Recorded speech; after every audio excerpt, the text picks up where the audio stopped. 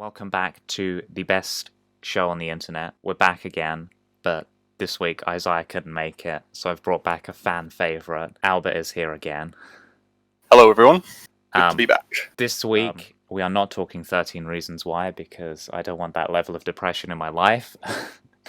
We're going to talk about arguably the greatest ever comic book film ever made, The Dark Knight. Is it just called The Dark Knight, or is it called Batman The Dark Knight? I think it's just called The Dark Knight. It is just called The Dark Knight. So this is the second in the Christopher Nolan Batman trilogy, and arguably the best of the trilogy. Well, not arguably, it is the best of the trilogy. And the arguably point, the best ever comic book film ever made by a long way. So yeah. Yeah. I would have to agree with that. So The Dark Knight is currently sitting at the 4th highest rated movie on the IMDb charts. Damn, what's that? So, or was that just 4. It's at 4. Yeah, but what's it like? Is it like 9 point? Oh yeah, 9.0. 9.0.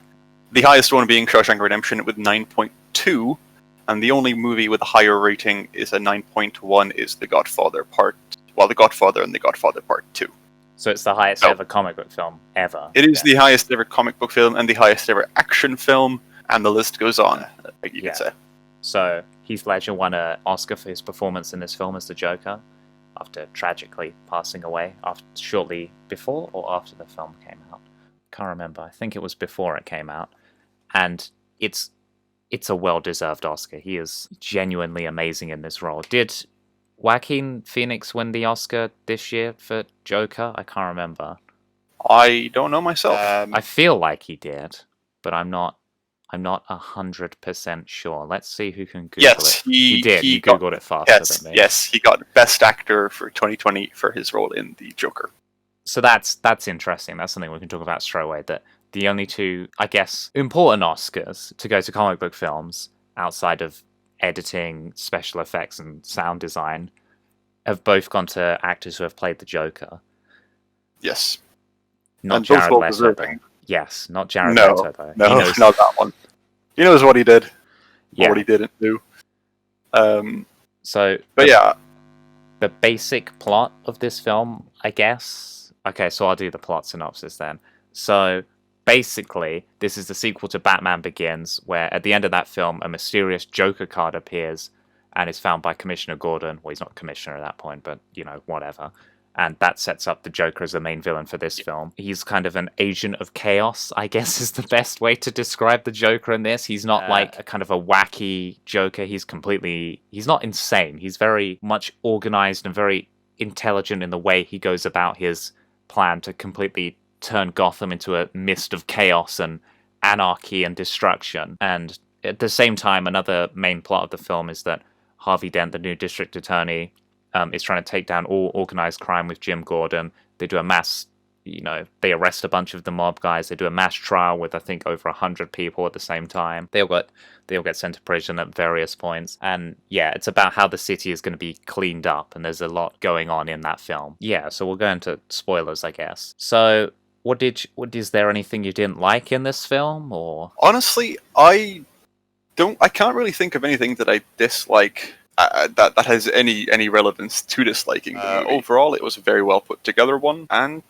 yeah, I can't really think of anything that I have an issue with. No, not the Christian Bale Batman voice. Okay, well, it was definitely a strange thing to have him have that really weird gruff one, but then again, compared to the comics and such, like he's always had kind of a gruff modulated voice. So yeah, not just about passes. Yeah, I think that's the one thing that detracts from this film is hearing that Batman voice. Yeah, there's not much that can be done about that. No, they could have gone about it, but this film is 12 years old. They're not going to change that now. There's going to be no Nolan cut of this film because it already was the Nolan cut. Yeah. Take that, Snyder cut. Long time done and dusted for that. Yeah.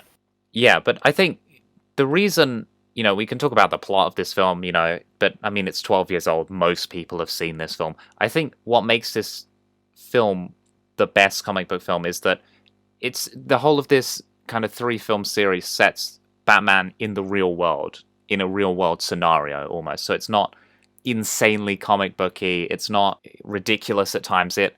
It's very much a grounded film, which I like when it comes to Batman. With some comic book characters, you can't do that because obviously it doesn't work. But I think the way they've done it with Batman, obviously he doesn't have any superpowers or anything, so that kind of works. I like the Joker performance in this film by Heath Ledger, and it's just amazing. The Joker as a villain is probably the best ever comic book villain that there's ever been on screen.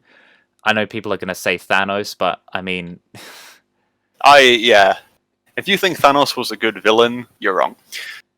Thanos is like I guess the tamer version of this Joker, who is to the audience seems completely unhinged, and there's no kind of, he's just a crazy dude, but he's not stupid or anything. He is very smart and calculating and knows exactly what he's doing at every single move. And his goal is to create chaos and to essentially destroy Gotham through chaos and anarchy.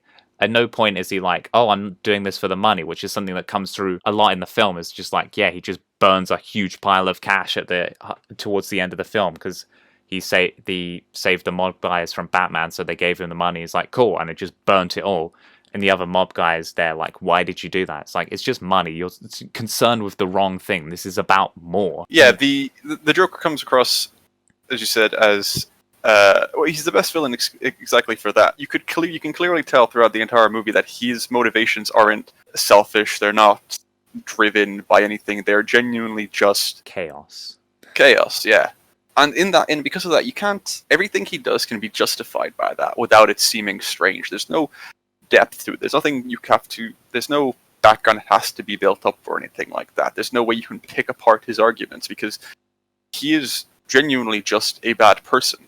There's literally no good in him. There's no redeemable qualities. And at the same time, it's not like he's just insane or anything. Like his intelligence is something that is seen throughout the film. Like if you go to the interrogation scene and Batman smashes his head on the table, he's like, never go for the head of the first blow because the next blow, the person won't feel it. And Batman then smashes him in the hand and he just sits there unfazed. And you're like, oh, right, this guy knows exactly what's happening. And when Jim Gordon walks out of the room preceding that, he's like, oh, you're doing the good cop, bad cop. And Jim Gordon's like, not really. And then obviously Batman's behind him. And it's like this whole very calculating, he always knows what he's going to do. And he's trying to prove a point. And his main goal at the end of the film, with the two detonators on the boats, where you've got the prisoners on one boat and the innocent civilians on the other boat, is to prove that inherently people are bad and will try to save themselves. So what I think would have happened if the prisoners or any of them had pressed a detonator, would have blown up their own boat. Either their own or potentially both as well.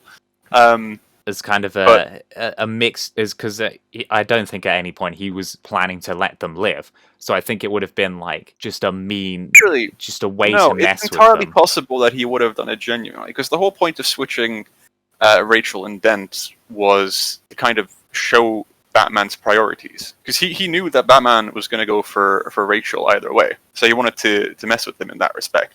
Yeah, but with the prisoners and the civilians, he had no attachment in any way to either of them. So I think that was genuinely just an exercise in proving a point. At heart, everyone is bad, and they but then neither of them ended up pressing the detonator. So and that was the point Batman made to him. Is like, look, there is good in people, because they're willing to believe in the goodness of others. And then he beats him up and strings him on the side of a building. It's like, go get him, boys.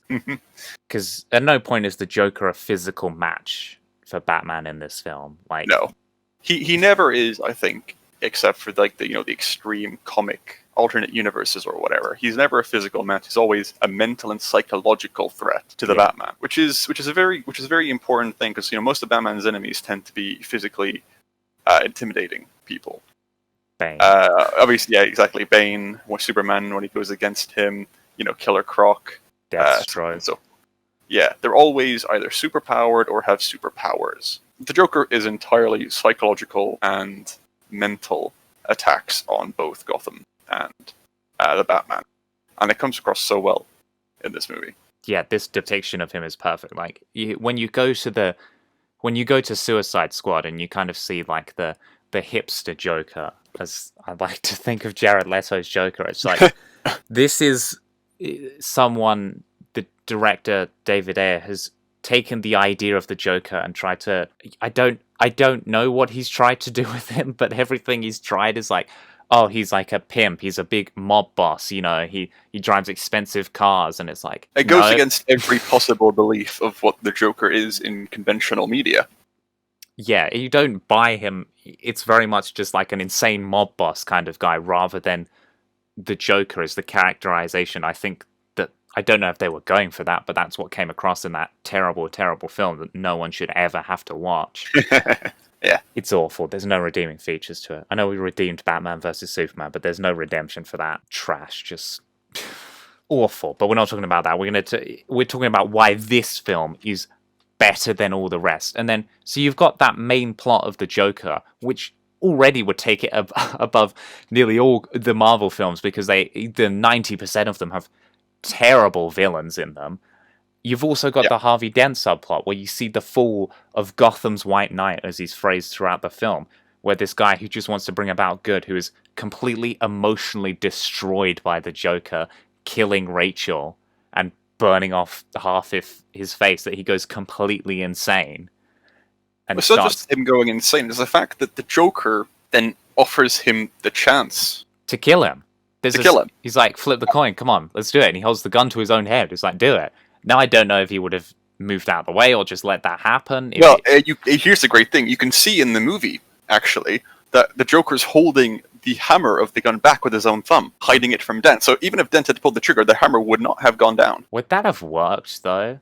Yes. In order not to get into specifics of guns, but yes, if the hammer is physically held back, then you can't shoot the gun.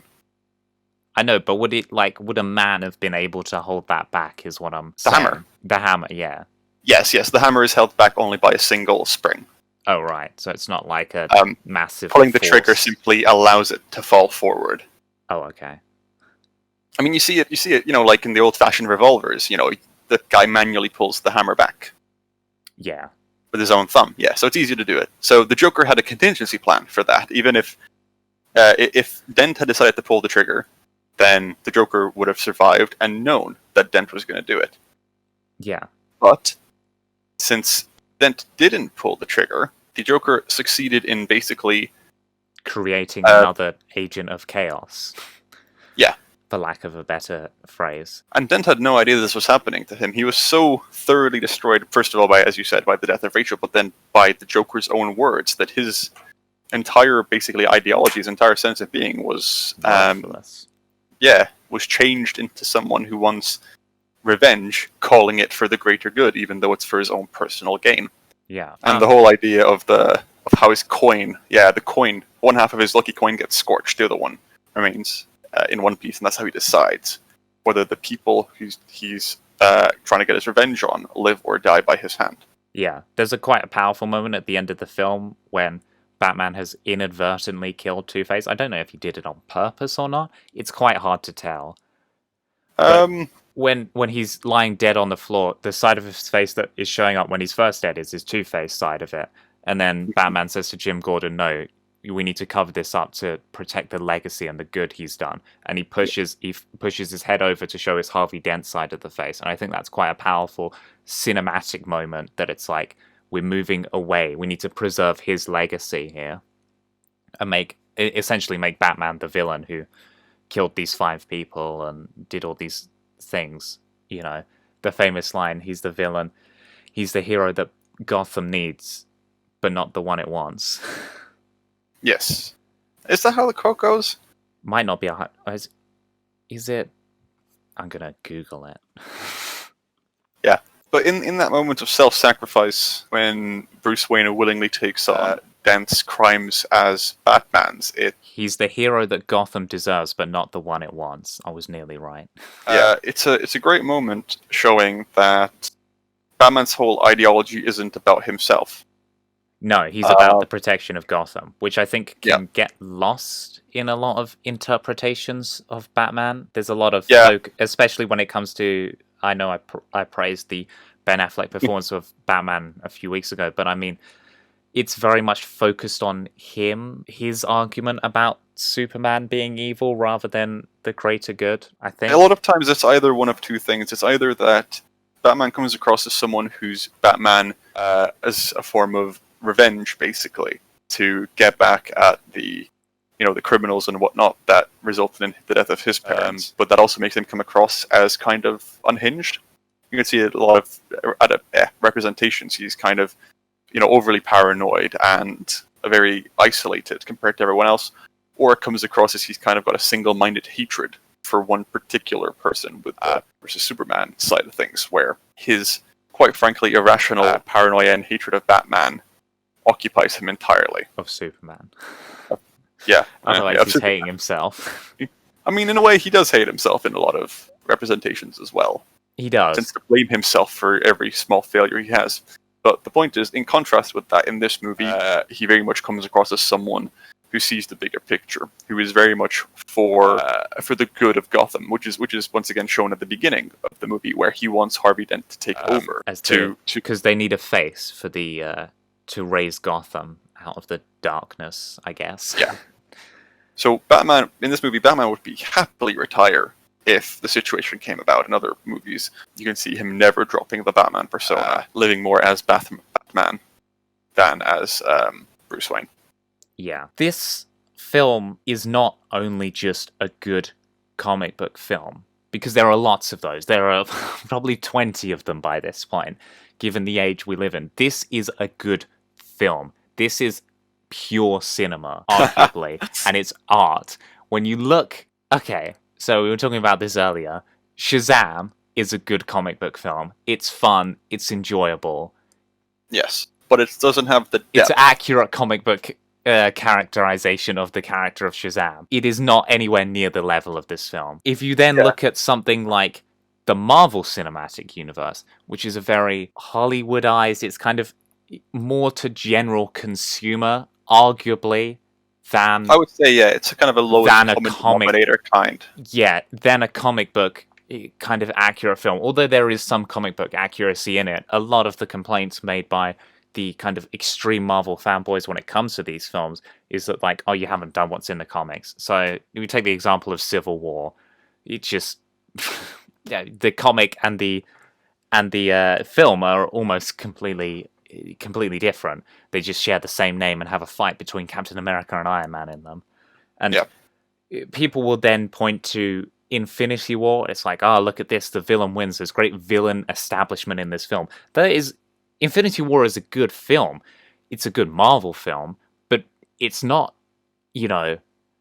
accessible cinema. I mean, if we look at this is 12 years later that this film is still relevant, Is the same going to be said for Infinity War? Because people aren't even talking about it now 2 years later. How are we going to... Although it's a very CGI, it's very heavy.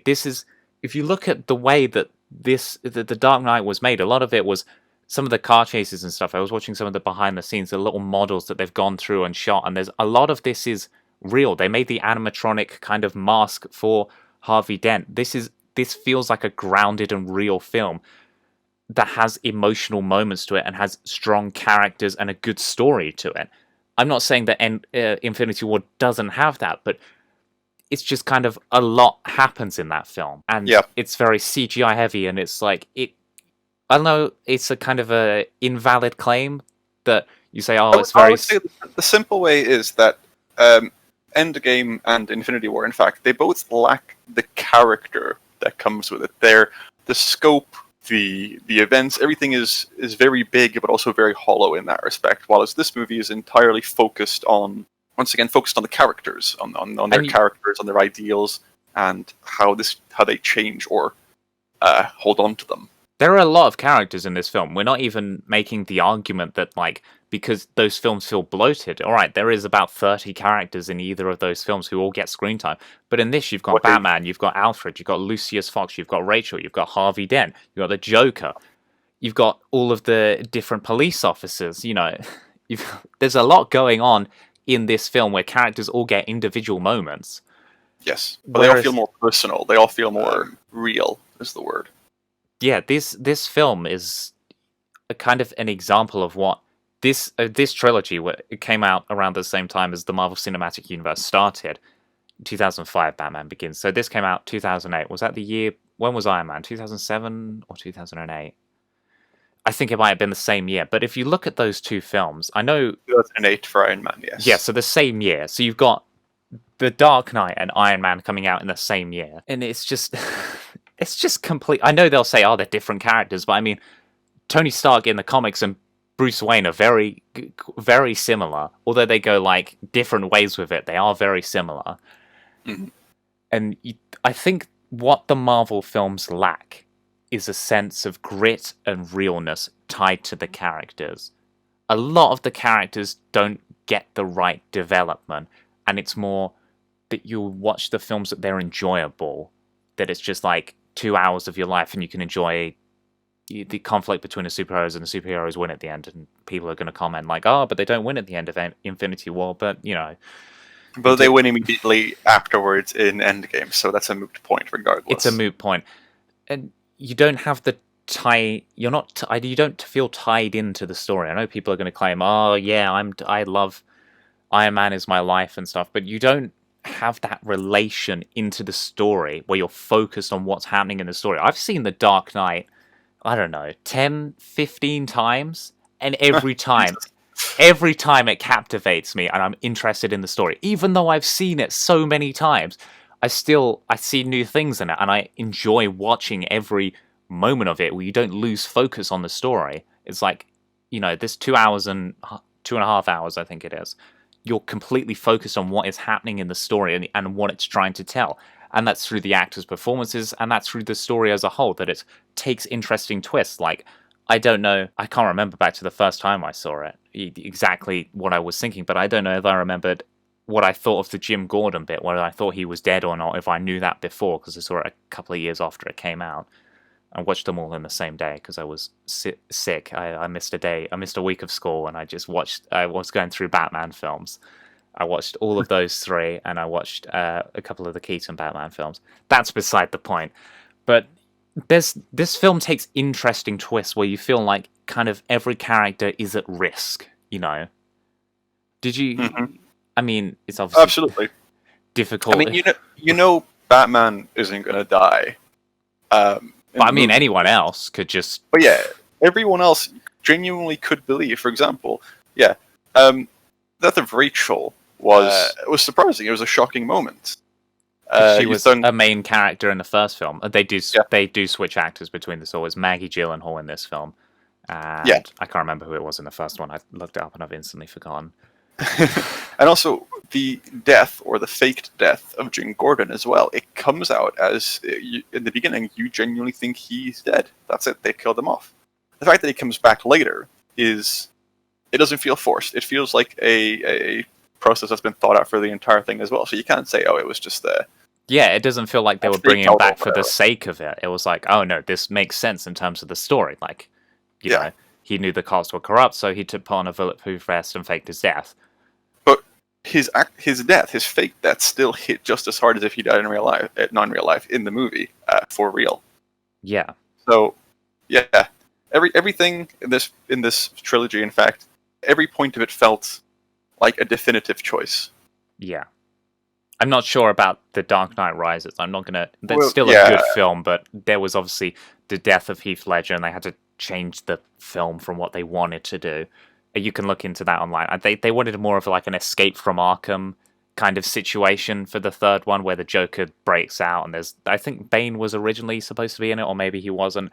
It's still a good film, but I mean, this film is just levels above. Yeah, there's a reason why this is 4th on IMDb. Yeah. If you haven't seen the Dark Knight trilogy and you've listened this far, whoops, sorry, but I mean, you just have to go out and watch it, because even people I know who aren't like huge comic book film fans are like, this is a great film, and is one of their favorite films. And regardless of what we say now or what we've spoiled, watching the movie is an entirely different experience to someone telling you about it. Yeah, we can't. So you've learned the major plot points. It doesn't matter, because compared to how they're actually executed in the movie, words don't live up to it. They'll be better than us discussing it. Yeah. Yeah, this film, I think, although it gets a lot of attention and stuff, I think people need to revisit this before they make such claims about Marvel films being better than them.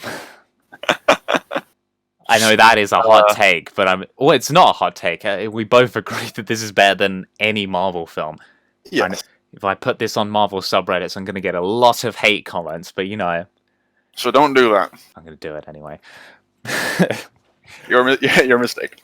But truly, I mean, yeah, just every aspect of this film is. I mean, if you kind of look at it more critically, I mean, we've tried to be critical of it with the Batman voice kind of is funny, but I mean, if you want to be hypercritical, you say, "Oh, the Batman suit doesn't look that great at times." It's like, okay, but there's not like things. Yeah, but what counts as a good-looking Batman suit? Like, what can you say is a good-looking Batman suit? None of them. They're all basically... The armored one in BVS is pretty good. Yes, but that is specifically an armored version of the Batman suit. There's no standard Batman suit that looks good. They all look Batman. Yeah, for looking at the nipple armor from from the Clooney film. Yeah, from back in the day. Is it Batman Forever? I think so. Yes. Yeah, I also watched that film in that week. That was a mistake.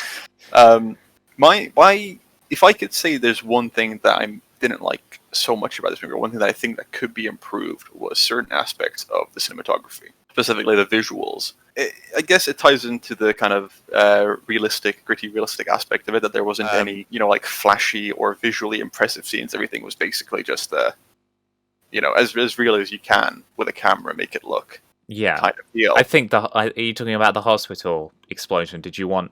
I think when that was kind of not just the explosion, but like all the other scenes, they were all very much what you see is what you get. There wasn't any scenes with like high contrast or high saturation or vice versa, and it was all just basically as the camera saw it all the way through. Actually, I did on that. I did think when the Joker is in the bank and he shoots the guy who comes out with the shotgun, who's kind of the bank manager, I did think, oh, that looks a bit fake.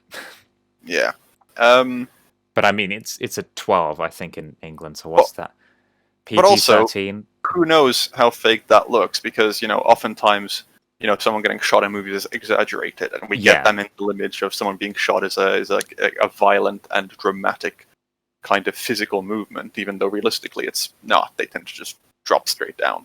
Do you think this film could have benefited from like an 18 or an R rating, where they could have gone further with some of the violence in it? Or honestly, no. I think the overall scope of the movie, if you had included more violence, it would have started taking away from the seriousness of it.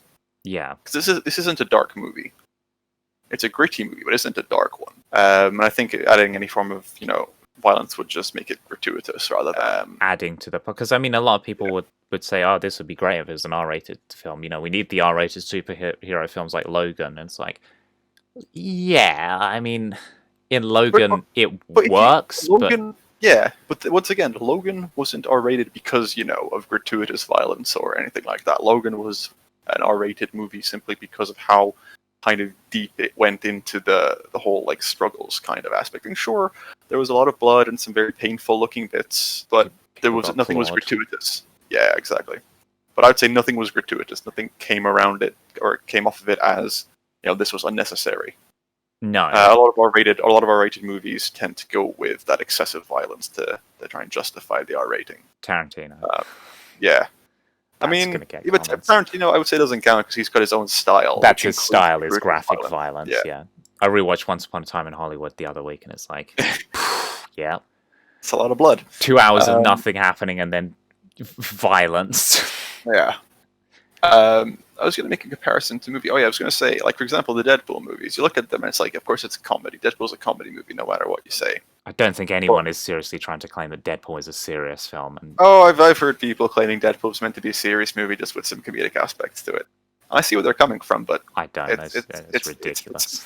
Yeah. But the point is, for example, Deadpool's got a lot of gratuitous violence in it. Yeah. But once again, that's part of the movie. That's why it's simply Deadpool. He's a regenerating mutant. He can take all of that damage and get away with it. But if you take a gritty movie that isn't, like a dark movie, then violence doesn't add to it. Yeah. That's just it. So I think in that respect, this movie knew what it was doing. Yeah, I mean, going back to the point of like other DC films and even other comic book films in general, I don't think. I mean, I haven't seen Joker. Hot take. I didn't. I wasn't Seriously? that. You haven't seen Joker? I haven't seen Joker. I wasn't that Oh, yeah, interested you're in it. missing out. You're missing out. But I mean, a lot of them now have become very commercialized and they're in the zeitgeist. And I know I sound like an old man who's complaining about the popularity of comic book films. But I mean, it has detracted from the quality a bit. Like, honestly, like, who remembers Ant-Man 2 or Doctor Strange? Like, there's a lot of those Marvel films where it's just like, oh yeah, that came out and I watched that. That raises a very good point. With this is not. I've been resisting the urge to bring up Pacific Rim for a couple of points now, but I'm going to do it now. I apologize. It's a comparison between a passion project and a business deal. The newer, I'd say even the newer DCEU movies, but also the MCU movies, they're made for money. Basically, they took an IP and then they turned it into a movie because it sells. Yeah, Right? and that's not fair to say to all of them. I'd say the Guardians films are kind of Yeah. Some their of own them are thing. definitely shown to be made by. Yeah, I mean, like Taika Waititi only makes. Oh yeah, projects, so. the Thor Ragnarok. I'm not saying they're a bad. I'm not saying all Marvel films are bad. I'm saying a lot of the more recent ones are kind of like forgettable and dull. Spider-Man: Yeah. Far From Home. That's gonna get Yeah. a lot of comments. Um, It's No, but- fine. yeah, I agree with that. It's fine. It's actually, I'm going to be honest. I think as a villain, Mysterio was really poorly done. Yeah, And you could see it from miles away. And it had a lot of like, it had a very weird balance of slapstick comedy, but also, very kind of mature matters involved at the same time. And I think what's it called? The balance was slightly off with that. But back to the point. Yeah, this movie was definitively I'll say a passion project. You can see the heart and time and effort that went into making this a good, Yeah. in fact, a great movie all the way through. they're not just doing this to pump out the trilogy. It's like each film seems to be thought out and what they're gonna do with it. And I mean, even though when the first one came out, it was definitely a good movie. I think it was a game changer for the whole comic book genre because it showed that they could Yeah. go this completely different way with it that we haven't really seen that much of. It's Mhm. 15 years since Batman Begins came out, and we haven't seen that. I think there was a brief moment at the start of the MCU where it's like, oh, we're going to be serious. I'm going to set it in the real world, and that didn't work out. So they just went, just comic Yeah. bookness.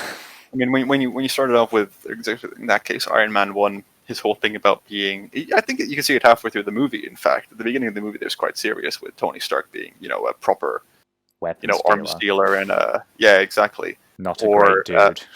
Yeah, or his whole bit about being stuck in the cave and learning from the other engineer about, what it means to be a good person and, perseverance and all that jazz. And then halfway through the movie, it kind of slides into, Comic book film. yeah. And Generic. they try it at the beginning of a lot of movies as well. For example, Iron Man, was it Iron Man 2, 3? Oh, I don't remember anymore. The one with the silly watch. The like- silly watch. Yeah, that was in 2? No, that was in 3. You know when he gets blown up and he gives the kid his watch, or the kid gives him his watch. Sure. Oh, yeah. The Hello Kitty. Yeah, like bits that's like that. You great. can see them trying to put the grittiness back in it by saying like, there's a dramatic, deep moment for this character's growth, but then it just kind of comes around as bland or not that powerful. Anyway, it's a tangent. Not liking Iron Man 3, but that's We fine. did an episode on not liking We Iron did. Man 3. Yeah. But yeah, I think that's the final point is that in all three, well, definitely the first two of the Batman trilogy, the Dark Knight trilogy rather, definitively had a lot of effort and a lot of heart put into them, and were all considered basically independent from each other. I like the difference, like at the end of one and the end of Batman Begins, there was that one sign with the Joker's calling card, Yeah. but it was so it meant one thing: the Joker was going to be in it, or it's going to have something to do with the Joker. But everything else after that was entirely a new and different story to the first one. The Dark Knight Rises is still a good film, and obviously tragedy kind of took away from what they wanted to do with the death of Heath Ledger. But I mean, it's still a good film. We're not saying it's bad. It's probably better than a lot of Marvel films. This episode is making me seem like I hate Marvel, and I don't. I like a lot of Marvel films, but I think it's my final line on why this is the greatest comic book film ever is that it's memorable and you keep going back to it. You're not going back to any of those Marvel films. You can say what you want, but they may have heart, they may be entertaining, but they're not pure cinema. They're not art, which is not what film needs to be. But I'm with Martin Scorsese on this one. Yeah. The latest Avengers or MCU movies are not cinema. They're entertainment, but they're not cinema. Should I say something that will annoy a lot of people? Entirely up to whether you're cutting that or not. I'm not going to cut it. The new Marvel films are just Fast and Furious with superheroes. You know what? Yeah. Absolutely agreed. We don't often get... we sometimes get dislikes and stuff, but you want to see your first episode with a negative like to dislike ratio? Could be this one. Yeah. Yeah, go watch The Dark Knight Rises. Go watch all of The Dark Knight. Go watch the Dark Knight trilogy if you want to watch something in these trying times. It's not even because we're just trying to push it. They're genuinely just... It's something that you should see at least once in your life in order to, I don't know, kind of complete your... Not really just pop culture, but kind of media... it's something... it's something you should see before you die. It's one of those things that you're going to find yourself comparing other things to, which, depending on your view, is either a good thing or a bad thing. Because on one hand, once you've seen really good media or read a really good book, you're going to start comparing the other ones to it, and it might not be as good. You might not enjoy the other ones as much anymore, but you can still enjoy Marvel films. We still enjoy Marvel films. That's yeah. But I think with this one, definitively, watching this will give you an appreciation for other ones without detracting from movies that you could consider less It might good. detract from Doctor Strange and Ant-Man and those kind of films, but Yeah, that's fair. Yeah. All right, we'll probably be back next week with something. I'm going to still push my Pacific Rim. It might be Umbrella. Is Umbrella Academy next week, or is it in a couple of weeks? That'll be an episode when that comes out. I'm not entirely sure. We're going to have an episode on Halloween, though, right? Yes, in October we will have an episode on Halloween. But no, that's when Halloween 2 is coming out. We'll do an episode on Halloween before that, then. And then we can, revisit. Oh, but I have to wait so long. Alright, thanks for watching. Like, comment, subscribe, share with a friend if you want to. Yeah, bye.